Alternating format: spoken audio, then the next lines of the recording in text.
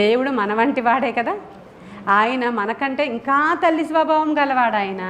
అంటే తల్లి నేను విడిచిపెట్టేస్తే నువ్వు నా కొడుకు కాదురా, ఇంత తప్పు చేసావు నాకు, అక్కడ ఇంత నాకు అవమానం తెచ్చావు, ఇక్కడ ఇంత బాధ పెట్టావు, నన్ను ఇంత చేసావు, నువ్వు నా కొడుకువే కాదు అంటది తల్లి. ఒక స్టేజ్ వచ్చేటప్పటికి ప్రభు అంటాడు, దిగజారిపోయావా, పడిపోయావా, బురదలో ఉన్నావా, పర్వాలేదురా.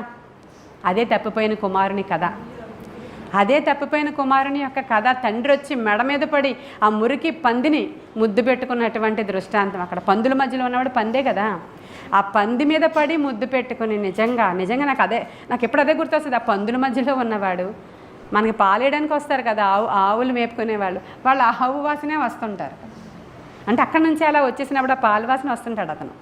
అంటే మామూలు జనరల్గా చెప్తున్నాను. మనం మటన్ షాప్కి వెళ్తే ఆ మటన్ ఆయన సూట్ వేసుకుని కొడుతుంటాడా? ఆ మటన్ వాసనే వస్తుంటుంది కదా వాళ్ళ దగ్గర, అంతే కదా. ఆ చికెన్ షాప్కి వెళితే చికెన్ వాసనే వస్తుంది. ఆ పందుల మధ్యలో ఉన్నవాడు ఆ పందుల వాసనే వస్తుంటాడు. కానీ తండ్రికి అది ప్రశస్తంగా అనిపించింది.